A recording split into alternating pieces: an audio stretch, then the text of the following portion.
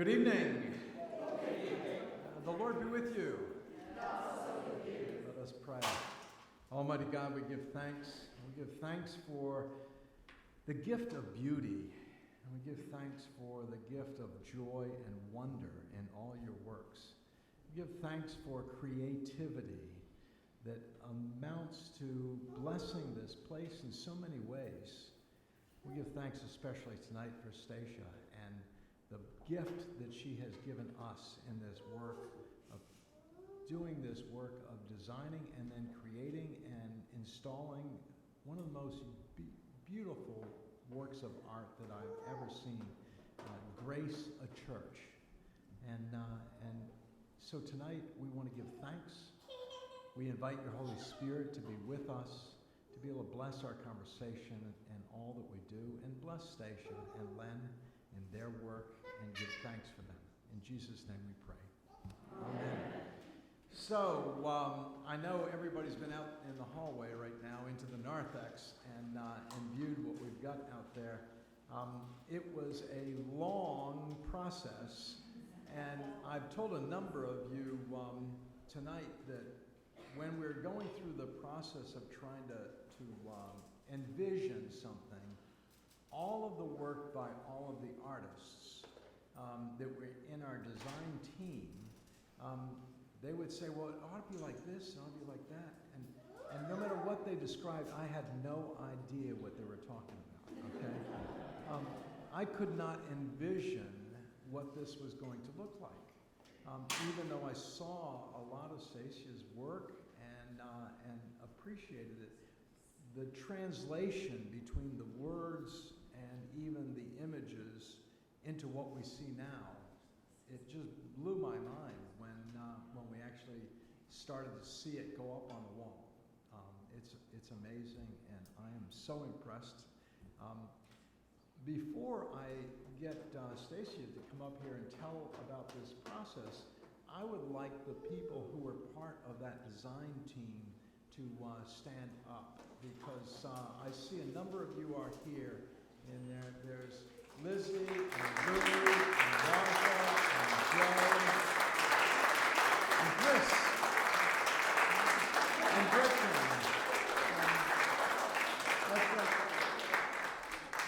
This team, and I think maybe in addition, Holly Payne, probably. Anybody else that I'm forgetting? Basically, the design team is in this room with the exception of Holly, who can't make it. But the group of these people did such an amazing work.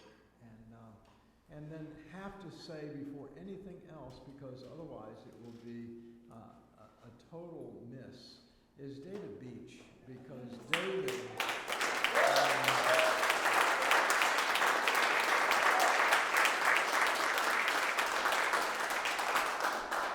David did what I know I could never do, which is translate artists into real language. And he was able to communicate from that team that just stood with Stacia and help her see what we were trying to do, and then keep it all on task, which was an amazing job. And I really give thanks. We've enjoyed the benefit of David's work over the last 6 years or 5 years or whatever, through the whole building project and everything else. And I know he's gratified to see this go on the wall, because it's one more thing you can sign off and done. But thank you very much. With all of that, all the work that we did here may have provided the ideas, but taking the ideas and putting them into what we see is an unbelievable task, and requires that creativity I was praying about, that is a real gift from God. We could not have done this without that gift of the Spirit which Stacia has, which allows her creative work to actually result in something we see. And so I really give thanks to you for the fact that you can take what God puts in your head and then actually make it work. And the two of you especially, because obviously you work together really well. So I watched this go up all week. So Anyway, I'm not going to say any more because I'm taking too much time now, and I usually always take too much time. So Stacia Goodman from Minneapolis is here with us tonight. Thank you.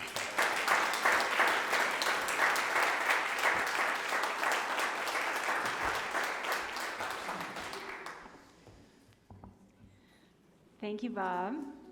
I have to realize that I actually don't have to use this, so I'm going to put that down. So David assured me that all of the key people have been thanked, and I'm grateful for that because I would. Can you hear me okay? Okay. Because I may not remember names. But I know it takes a village, and this project definitely required a village. So thank you to all of you. As Bob said, thank you to David. David was and has been my point person from the start.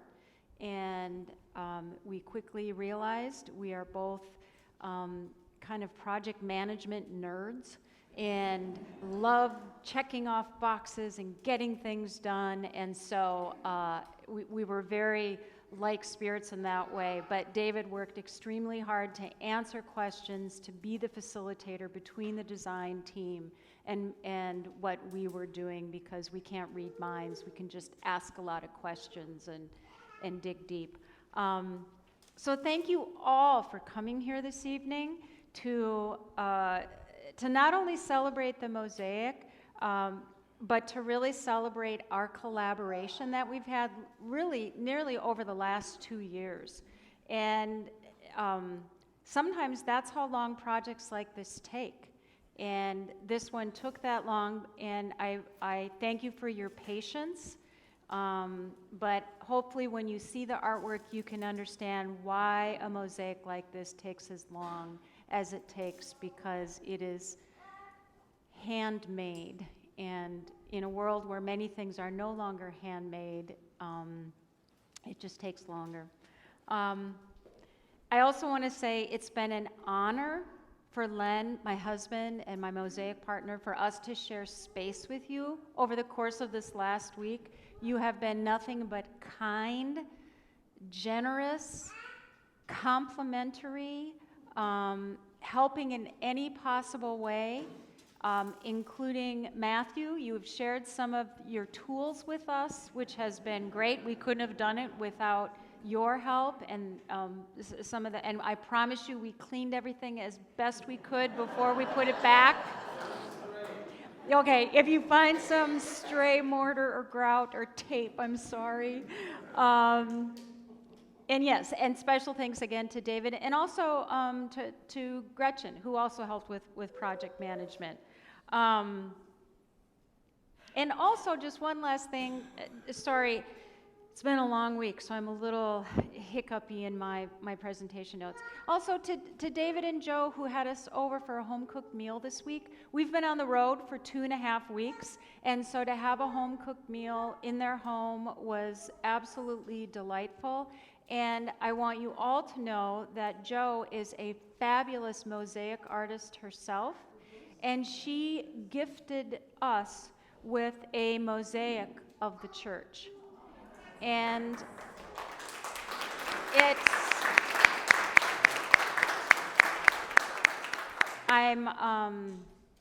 I'm just teary about it. I feel, Joe, it's beautiful, and it will hang on a wall where I can see it every day. So thank you very much. So tonight, I'm going to share a little bit with you, a little bit more about who we are, because not all of you were on the design team and kind of know our backstory. And we come from this place called Minneapolis, where it's really cold, and you hear stories about that. So I'm going to share a little bit more about who we are. I'm going to show you a few more photos of our work. Maybe not all of you have gone to our website or you're on social media and see the stuff that I post, but I thought it's always fun to see some additional photos, and you can see all the different things that we've done. And then I'm going to specifically discuss the creation of your mosaic and give you some fun facts and figures and kind of go through the timeline. And then I want to open it up for questions, because this week while we were working, you saw a lot of signs that said, you know, do not feed the animals at the zoo, you know, do not disturb the artists. And so I really want to be generous in answering your questions. And the reason why that sign is there is that we're often working with materials that are time sensitive, like mortars, grouts, glues, paints. And so to stop in the process, you probably saw us walking around a lot with our phones. It's because we have stopwatches on our phone, because materials need to set a certain time before we start working with them again. So it's all a very calculated, messy sort of process. So don't take any of that personally. Okay, so before we go, I want you to see the tagline we have, or the tagline I have for my art practice is capture the story of your space. So that's really what my art practice is about. It's about capturing the very dynamic, site-specific story of individual places. And that requires developing relationships with different communities and spaces and doing a lot of research.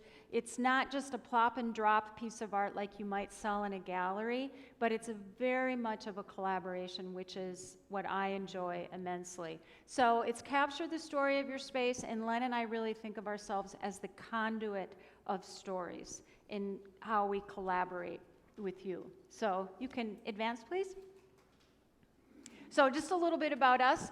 Two-person team based in Minneapolis. I'm the founder and lead artist of Stacia Goodman Mosaics. I've been making mosaics about 20 years. And I have no arts training. I am entirely self-taught. And I've always been very creative and very tactile, and so it's a long story, but here I am now and having art appear all over the place. But as my artwork grew, my visions grew, I needed more help. And so I asked my husband to start helping in little ways, and the little ways grew into bigger ways. And what's great is that Len does have arts training. He went to art school. So he has spent his adult life as a graphic designer, being an illustrator, so I can tell him what I see, kind of kinesthetically acted out in art directing, but he has these incredible gifts to be able to do these drawings, because that's what people need to see to invest in us.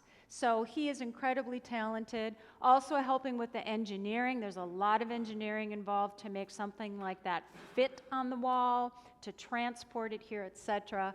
And then he's just my fabulous studio assistant and co-installer. I should also say that if you saw at the beginning of the week, our son was here helping us. So we have a son who turns 23 on Tuesday, and for a few installations now, one in Wyoming in March, and now this one, we fly him out to have him help us during the heavy lifting part of the process, so that we can get your art up faster, get our mess out of the way faster, and not disrupt your space. So he came in on Sunday, and then he flew back home on Thursday. So he was that very young, very handsome fellow who was helping us.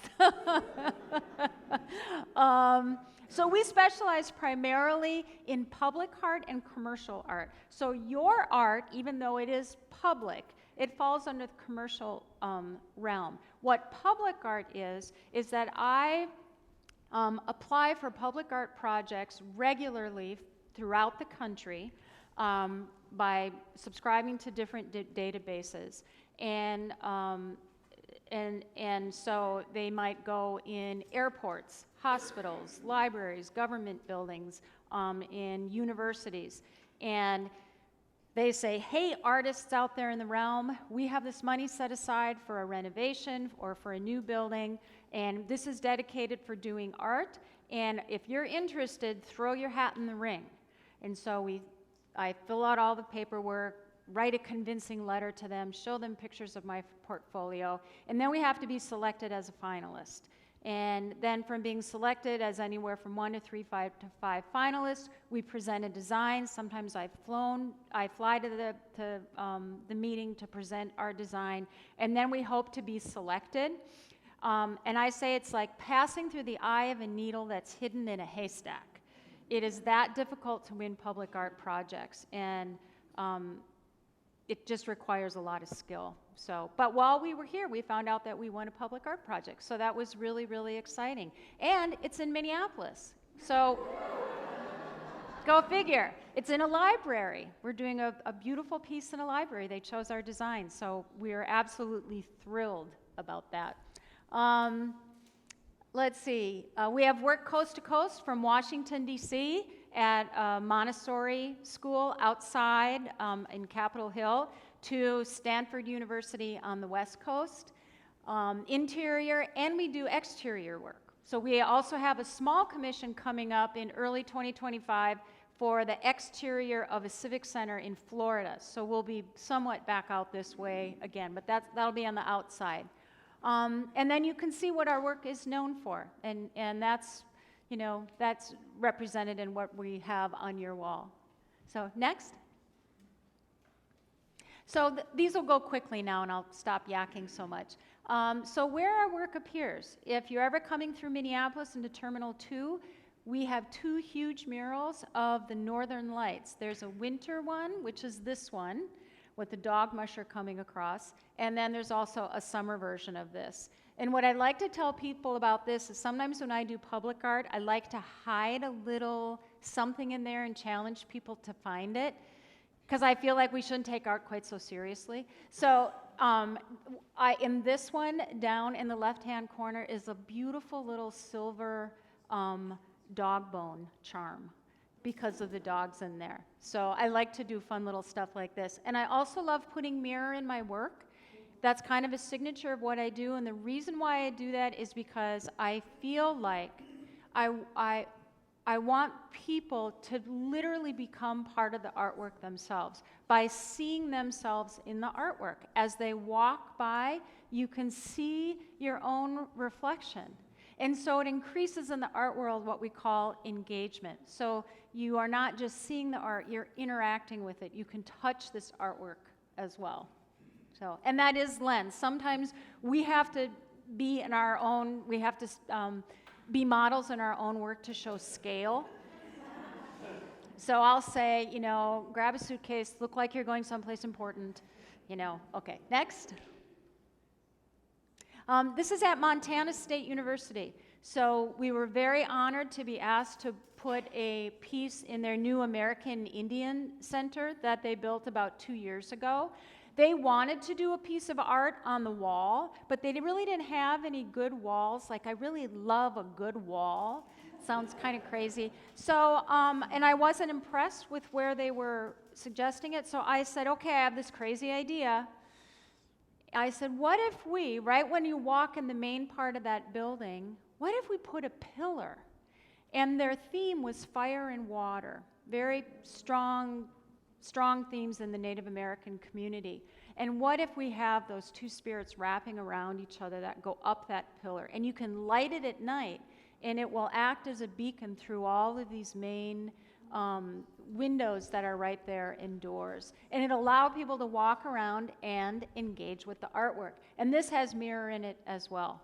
So, and I just want to say too, there were 3 artists that were there were 3 projects in the building. The other 2 artists were Native American artists. I was the only non-Native, and I had many discussions with them about that and acknowledging that. And that's a very important topic for me, because sometimes I am not the right person to tell a story.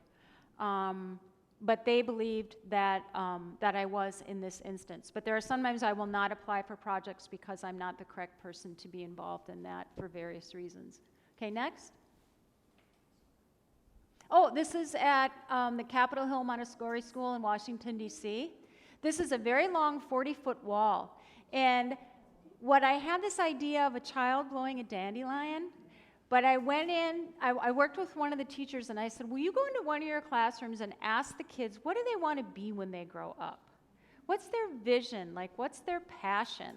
And then I worked with a handmade tile maker, and we put in, it's hard to see the words, but it says, I am a, and then it has a whole bunch of different things that they said. The kids said a singer, an engineer, a coder, professional basketball player. And all of those are like those little seeds that float all the way down the wall. But at the end of it, though, it just says, I am me. So also just being me is enough.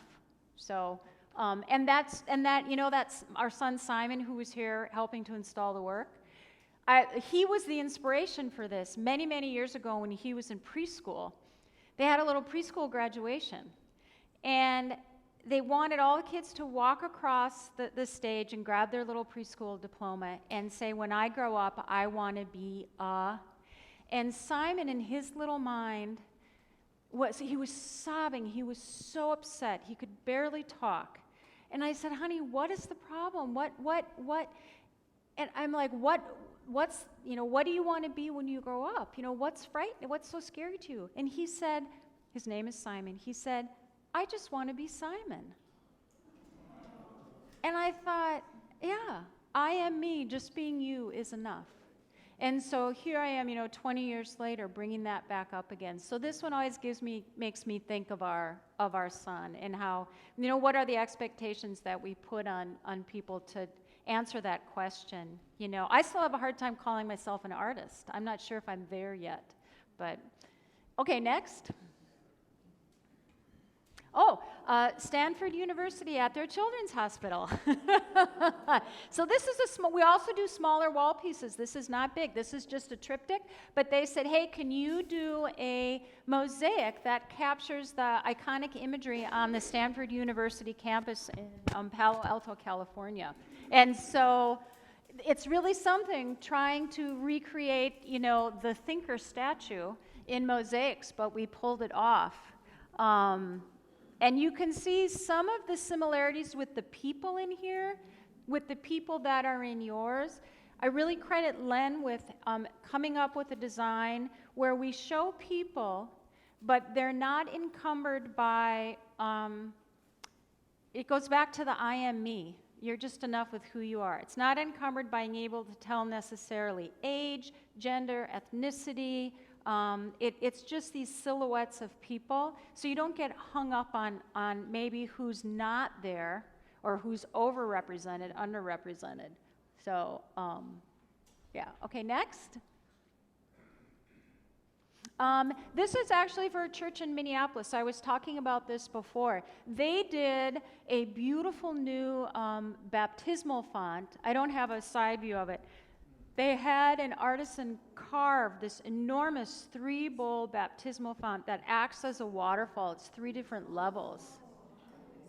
And so they can turn it on and it can be a constant trickle in the background. It's in the back of their church. So they asked us to come in and mosaic this, but in addition to doing these bowls, which I was hunched over for many days, we did a Paschal candle, a beautiful Paschal candle, and then in the floor, they were redoing the floor around the baptismal font. There's a beautiful kind of spray design of little squares that are sporadically put into the floor.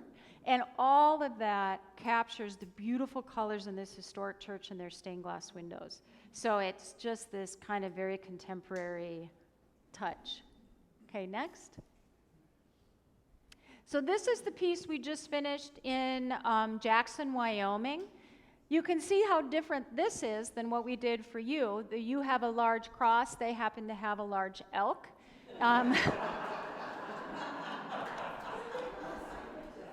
So you can see how when I talk about site-specific, if we were to change places, if we were to put this here and put yours in Jackson Hole at their new recreation center, it would not work, would it? But in Jackson, they happen to have one of the only national elk reserves. So elk are very, very important to their landscape.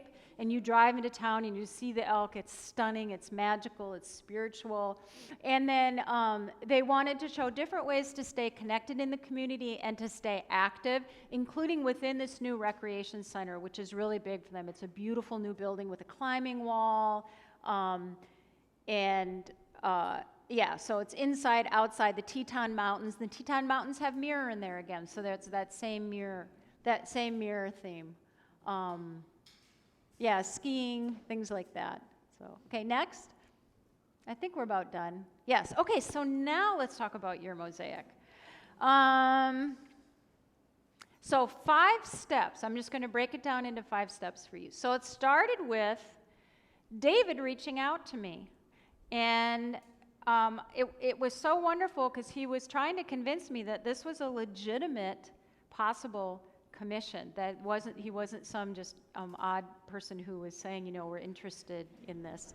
Because that does happen sometimes. I get odd calls from people who say, will you do my entire bathroom for $100 or something? And I'm like, I can't help you with that. So it was some back and forth and then doing the paperwork, because we make a legal contract because you are investing in me, and we need to make sure that I deliver on that investment. That's an honor that you've given me the funds for us to create this artwork, and so I need to sign on the dotted line, and we need to know we have a formal agreement. Then we started on the design collaboration, and it truly was a collaboration. And I'm going to show you in just a second where we started with the design and where we ended, and you will be astonished. But that's the beauty of a collaboration and us being the conduit.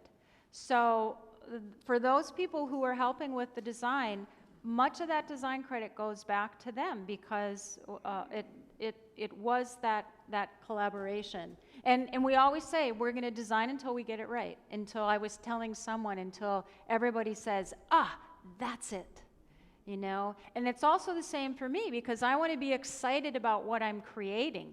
I want, yep, that's it. Or sometimes we're not quite there yet, I need to kind of get the tingles. Then step 3 is fabricating. It's actually making the mosaic. But you can see there's a lot that goes into this process before I actually get to do the fun stuff, which is the making part of it, the fabricating.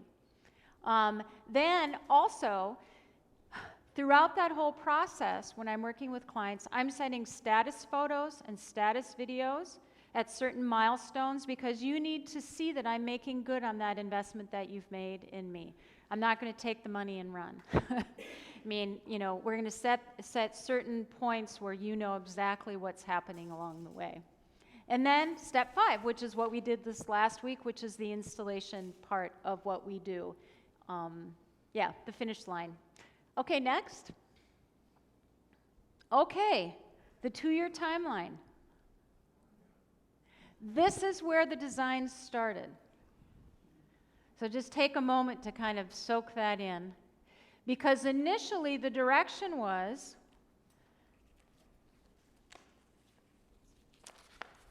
I have it here, God's people, a diverse community, being moved by the Spirit toward a future world of wholeness and justice. That's beautiful. That's really hard to visualize, though. But initially, the team thought they wanted something that was contemporary, very abstract.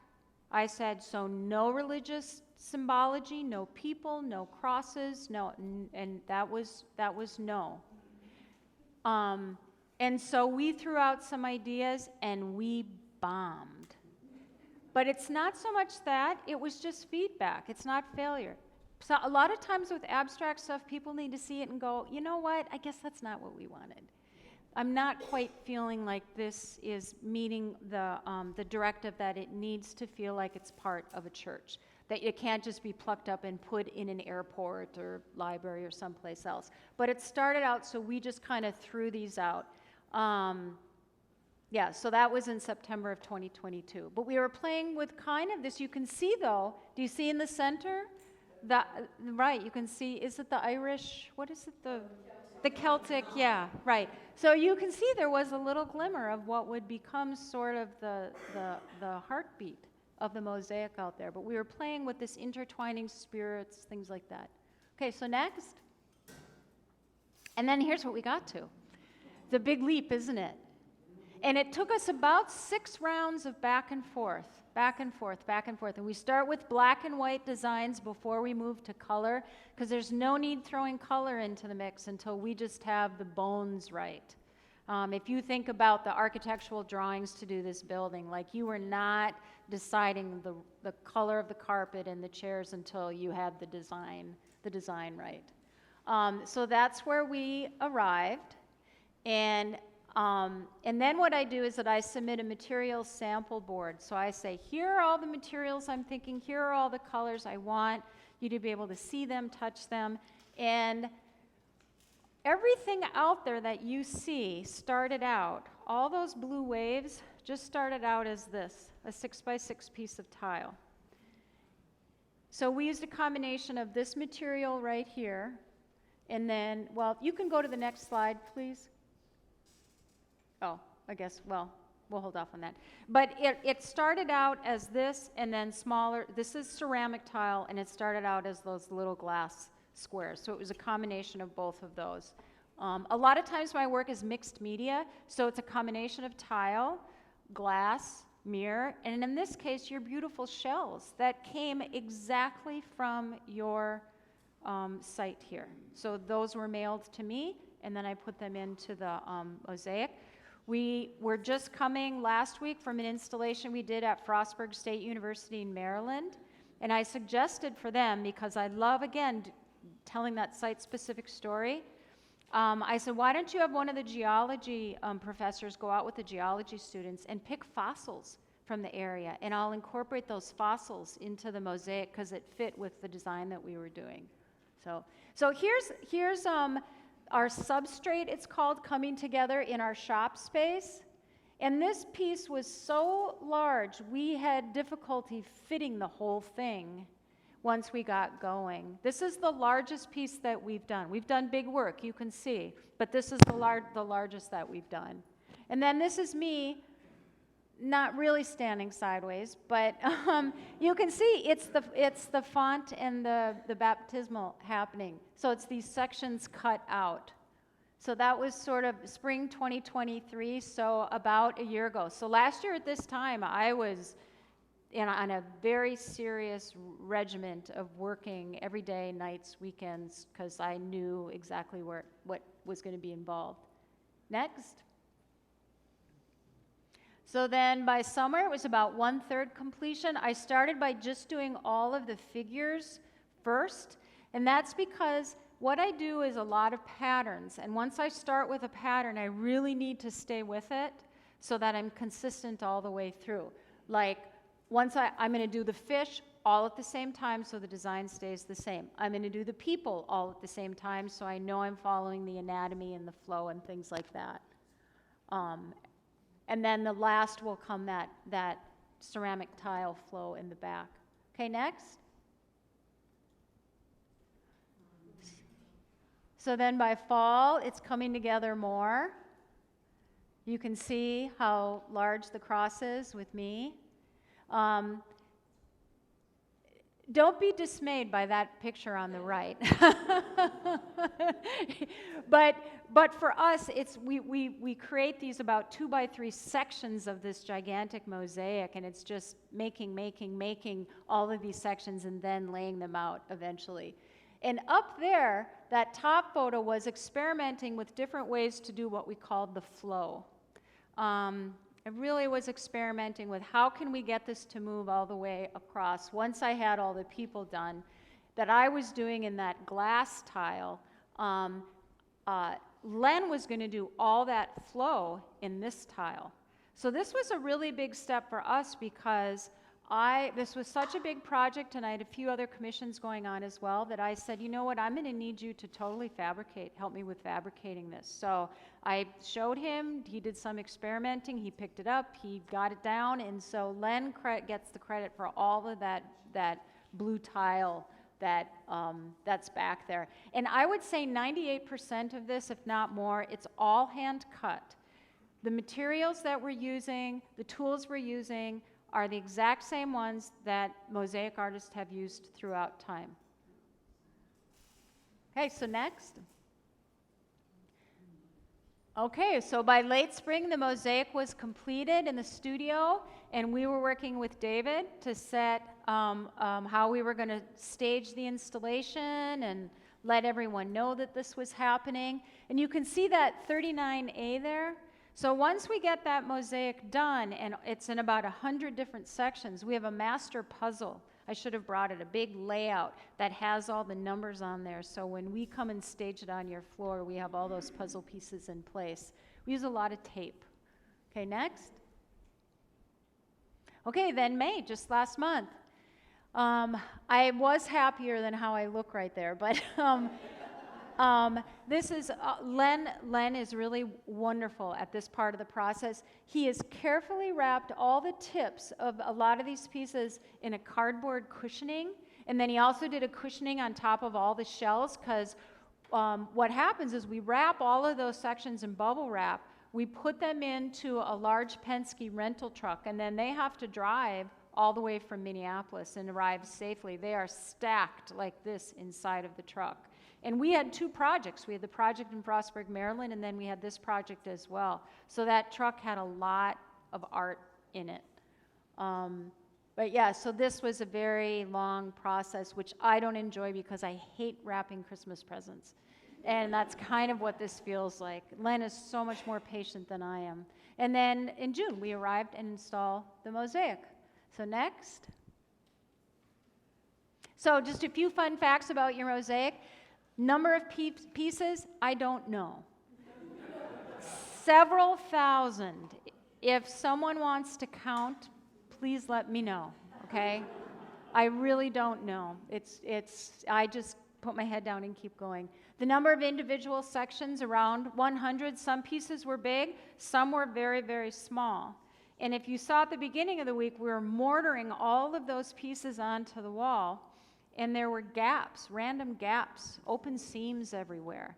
And one person asked me when he went by, he said, he called it a crack. He said, "Is that crack right there deliberate so it looks like it's aged?" And I said, "Oh, no, that we go back and we're going to fill in all those seams with grout so it just looks seamless." So it looked a little rough at the beginning of the week, and some of you may have been worried, like, whoa, what did we sign up for? Stacia, I can tell you, we had a meeting in my office with somebody who's not part of the parish, and he came and he said, "I work with glass all the time. There's some cracks out there that I hope somebody..." That was him. That was him. Yeah, I have reassured him. No, I wouldn't be doing what I'm doing if it was just left like that. That's awful. So actually making it took me about 9 months. I can only mosaic about 6 hours a day. It's a very, very physical process. I have to really pay attention to my space, being ergonomically smart about things. I'm starting to get some carpal tunnel, so I wear a brace at night often. Len, all the edging and the grouting took about another 3 months. Like I said before, cut by hand, manual tools. Number of artisans, 2 to make, 3 to install. Your materials. So this is Mosa ceramic tile. It's from the Netherlands. So during COVID, when I was still working, I was having problems getting my materials because of all the shipping delays. So it was a little tricky for me to hold to some of my deadlines. I had to have disclaimers and everything I did. Those little glass squares that you see, that's called Cesius glass, and that's from Italy. And you actually have, in where gold glass appears, you have a combination of real gold and faux gold. I had real gold left over from when I did that font that I showed you at that Lutheran church. And oftentimes, the next person in my mosaic lineup will benefit from materials that I've used in other projects. So you benefited, I'm going to set this down here, you benefited from some leftover gold tile because I thought, oh, this is perfect to add some extra touches in there. Mirror, just standard mirror. Your seashells, which are so beautiful. Miles driven, you can see. The road time, you can see. We leave for home early tomorrow morning, so we have a long a long drive ahead of us. Next. So I want to thank again the design team, everyone who's been involved, David, Gretchen, financial donors, the staff here who helped us, answered questions, showed us around. They were so nice. Experts, Scott Crumley, he was helping us. And just the volunteers as well. I mean, you have such a robust, beautiful community here. It was just wonderful to see how many people pitch in to make the community work and make it be as welcoming as it is. And so it really is, it's everyone. So here you can see, there's a little tile nippers right there. So each piece, a lot of those squares stayed, probably about half of the squares stayed the same, but the other half need to be shaped and molded. Just all little nip, nip, nip, nip, nip, a little grinding to all fit perfectly together. And Gretchen, I'm sorry, where's Gretchen? Gretchen, I'm sorry I could not put a pink flamingo in there for you.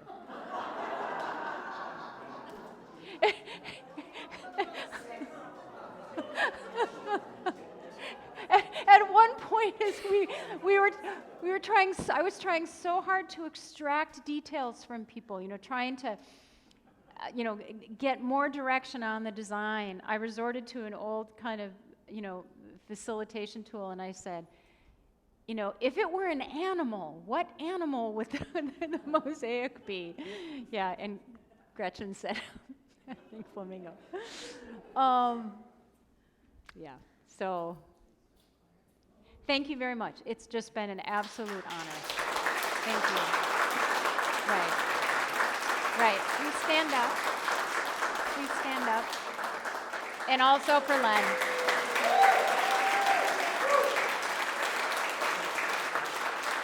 Really, this guy, he puts up with so much because because he doesn't get paid. I have these big visions, and trust me, there are many times where he just says, really? Really? Do you have to? And I'm like, it's, ugh. So anyway, so now I would love to answer your questions. Yes? Do you have a guesstimate of how many man hours actually went into this?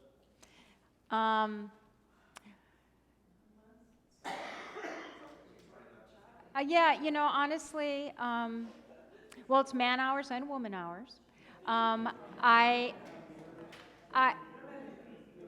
Yeah, when I first started mosaicing, somebody said, you should keep track of every hour that you work on something so that you know how to monetize your time. And I can't, it destroys my creative process because my brain is not in that side of my brain, it's on my creative side. And if I were to sit there and keep track with a timesheet, I think it would take away a lot of the enjoyment for me.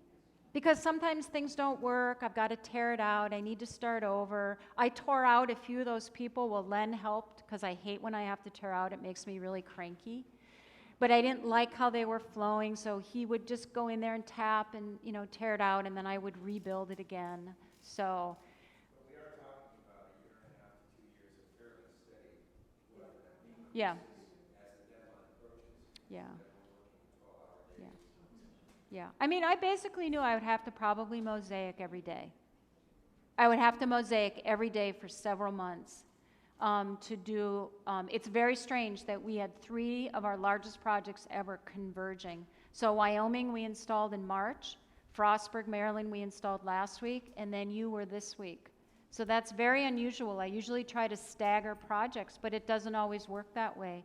People take longer to make decisions. They might need more design revisions. But in my ideal world, I have one project that I've just won. I have one project that's in the design phase, one project that's in the fabrication stage, and one project that's getting ready to be installed. That never happens. I'm just putting it up there to God that it would be really nice if it would happen that way. So, yeah. Anyone else? Yes? What is the hidden piece in our world?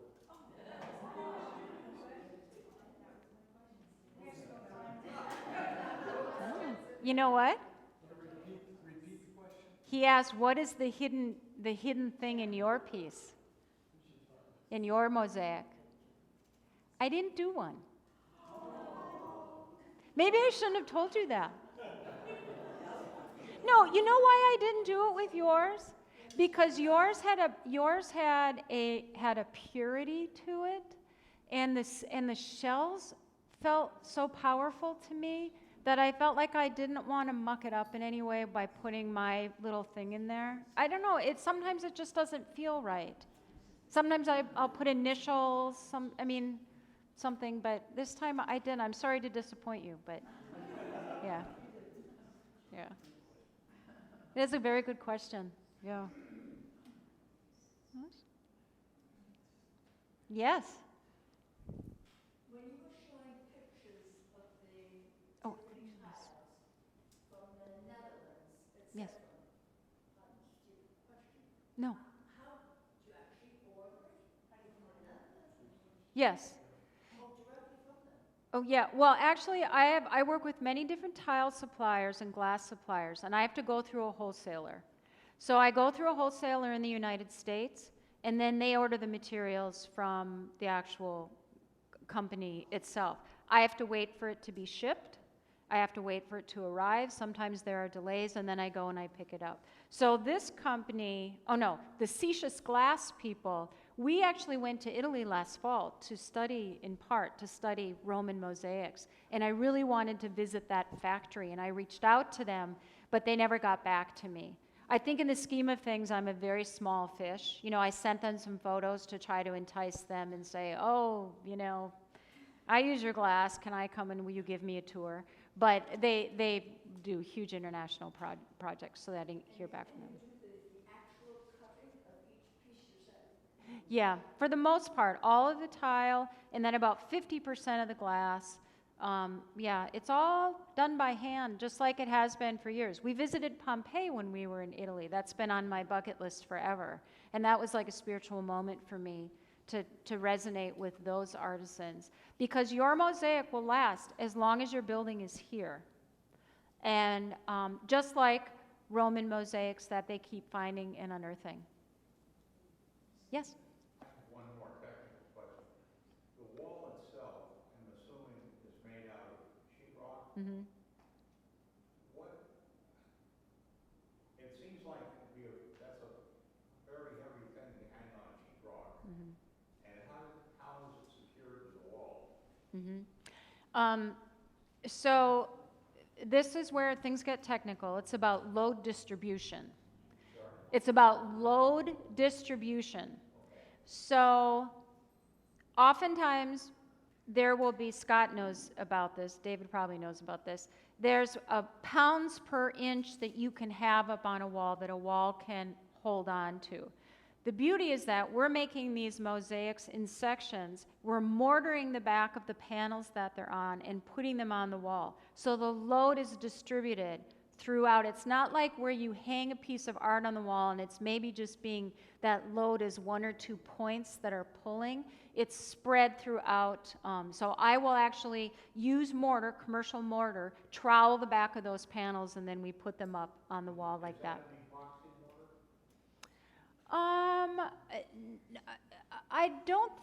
I don't think it is. I think it's just a commercial grade regular mortar that we can get at Home Depot. We do use a very specialty grout though. You may have seen a bunch of these little white buckets. They're each $100 a piece, but it gives us the texture that we want. So I compromise. My overhead is higher, but it solves a lot of problems for us, and we just like the way it gives a very smooth finish, not a grainy like you might see in your bathroom with tile. And it's just beautiful to work with. But yeah, sometimes we have to get engineers involved if we have clients who say we need to have an engineering stamp off on your drawings to make sure that it's all, And then for this library project in Minneapolis, they want the piece to be removable from the wall. So then in that case, we go through the same fabrication process, but we drill little holes in a few strategic points of each of those panels and drill into the studs. And then I go through and I'll paint the screws. They're not usually that visible, but it allows them to remove it from the wall if they want to. So sometimes that's what people want as well. They don't want it to last forever. So somebody else had a question, I think, over there. Yes. Yeah, so most of the piece is flat, except the shelves. Mm-hmm. And then there's little marbles or Mm-hmm. little round glass. What are those? Right. So those are, again, that's where you're benefiting from previous projects. Sometimes it's fun for me to say, oh, that was left over from 5 years ago, or that was left over from 7 years ago. So I love the idea of the fish almost blowing little bubbles in a way. And so there are every now and then there's a little glass glob in there, or a little round tile. And frankly, I'm going to be perfectly honest with you, and don't hold it against me. Also, this is a very repetitive process for me. It gets very, very repetitive. And when I put a little bit of a something in there, it's like adding a spice, you know? It's like, oh, this seems like it just needs to have a little bit of this and a little bit of that. So for example, in our bathroom at home, we did a remodel like 10 years ago, and I wanted to do a beautiful installation in our bathroom. And I let it sit as sheetrock for 2 years because I could not make a decision for us, and because I knew I'd have to look at my own work. And then I realized, oh, I know what I want. I want to do beautiful black tile, and you can see this on my website. It's kind of an Art Deco abstract design. But then I used brand new silver bolts, and I put them here, here, here in a few places, and they just bring up the beautiful silver in the faucet and little things of interest like that you would never expect to see in a tile installation, to see hardware like that. But it's like, oh, little surprises again. Oh. No. Anyone else? Yeah.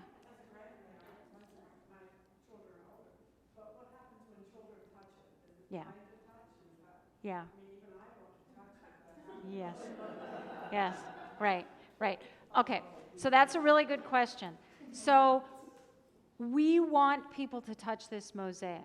That's the beauty of mosaic art, because those pieces are cemented on there. They are not going to go anywhere.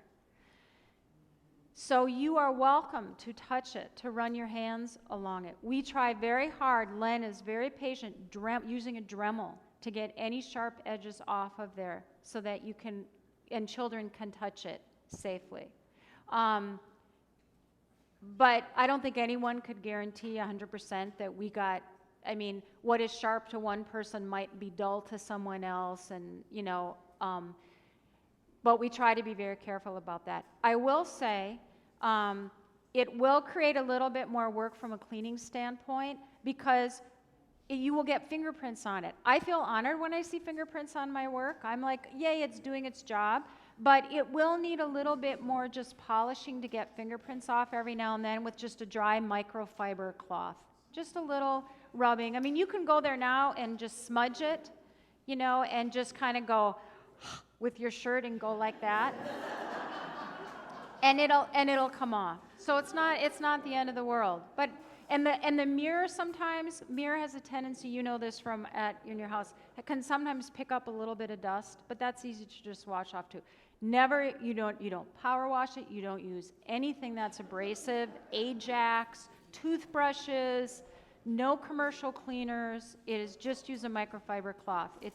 I say low to no maintenance. A little bit of grout might fleck off over time, but that gets vacuumed up. It's no big deal. Yeah. Such good questions. I was thinking of, going back to touching and maybe stuff flaking off. And is there like a guarantee if one section falls off or something? You come back and fix it, or is that never going to happen? No. I already talked to Matt, and Matt said that he would fix it.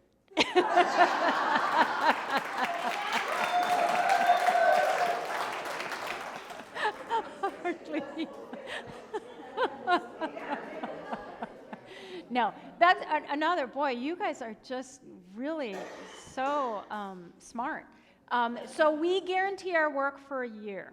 And that means if there are any problems with the work, we will come back at no charge to fix it, as long as it's due to a failure of materials or a failure of crafting it, of fabricating it.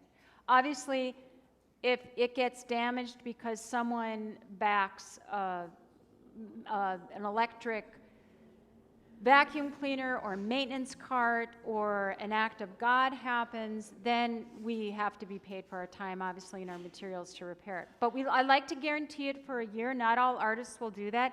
But there's something about a year in my mind that I just want it to make it through all the seasons. And I think that's more so because we're Minneapolis, where we have such 4 distinct seasons. And but no, it will not fall off the wall. It is mortared onto the wall.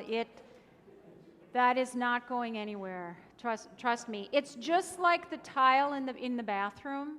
You know, that tile's not going to fall off the wall. It's the same, very much of the same process. So it's cement. Oh, yeah. And I will say, you know that beautiful pillar at Montana State University? So stuff does happen. That was a very live construction site that we were working on, just like in Wyoming, a very live construction site. And that's when we have to have our hard hats on and all of our gear. Anyway, we finished that pillar, and that construction site was buzzing with construction workers. And there were a lot of electric scissor lifts because they were going up real high to install this very specialty ceiling product.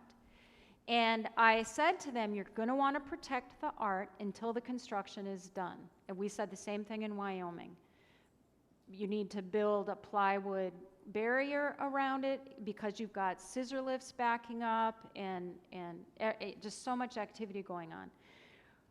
Yeah, we'll do that. And the guy was trying to get people to build it quickly. We were about 3 or 4 hours out of Bozeman, Montana, and I get a phone call, and the construction person says, Stacia, something awful has happened. And I went to, is this the first time something has fallen off? How can that be? That can't be. I know, I completely trust our process. And he said, no, before we had a chance to build the barrier around the pillar, one of the scissor lifts, a hydraulic hose blew on it and sprayed colored hydraulic fluid, sprayed it across the side of the pillar. And I just said to Len, pull over. And I said, they wanted me to give them a solution, and I said, I've never been in this position before. I don't know. I will have to pull over. I'm going to have to Google. And they started Googling, and thank goodness they were able to fix it using, just like they do, with wildlife and oil spills, using Dawn dish soap. And going in there and scrubbing it off gently, and it was okay. So stuff happens. Did you hear that okay? What happened? Actually, I can't hear. I've got hearing aids. Okay. If I could sit Well, after, if you are not hearing anything and you want to know more after, I'll stick around and I'll answer your questions for you, okay? Yeah. Len has hearing aids as well, so I know that struggle. Okay. Anyone else? Yes? Did you have any sort of education on this sort of thing? Did you need to go to any on this? There are a few Mosaic schools, like there's the Chicago Mosaic School. You can go to Ravinia in Italy. Frankly, when I was starting out, there was no way I could afford to do that. We were a young family with 3 kids.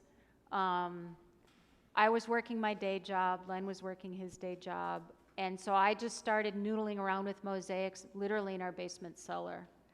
And I took, I think, 1 community ed class, and that was all. And the rest was just teaching myself, studying other people's work, teaching myself. But you can't really go to school to get a college degree in making mosaics, because so much of it is hands-on. I've made a lot of stuff for myself and just experimented. I wanted to figure out how to do an exterior mosaic, so I did one, set it outside in our front yard for a year, watched it fall apart to the elements. freeze thaw in Minnesota and realized, okay, now I know that's not the way to do it. So, but now I've been doing it long enough that I completely trust my process. But you have to be very tenacious and determined, and a little crazy. I told David the first mosaic that I did, other than just small picture frames and these altars that I was doing, was at our kids' elementary school. They were celebrating their 100th anniversary, and I said, I think we need to have a 2-story mosaic tree in the atrium when you walk in, and I think that I should do that. And so I went from making just little things to, it's a little sketchy,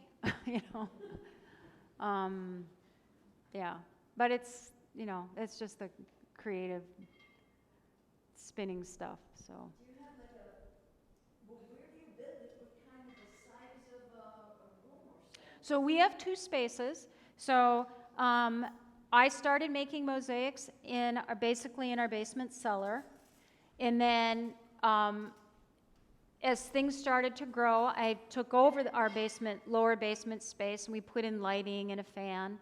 But then when things really got big and a little out of hand, I realized I needed an additional shop space. So we have about a 1,500 square foot shop warehouse space, and that's where Len is doing the grouting and the work that he does, and that's where we stage all those pieces.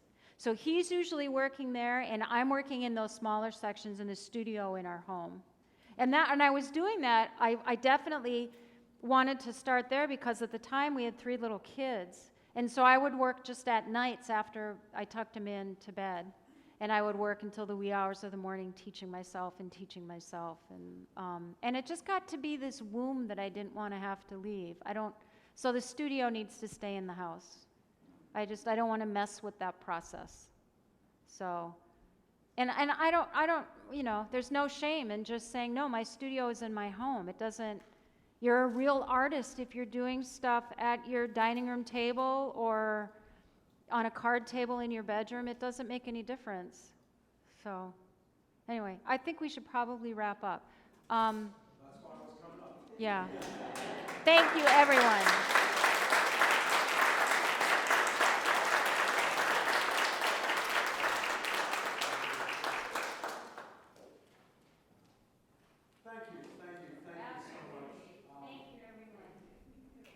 I will tell you, the group formally accepted the mosaic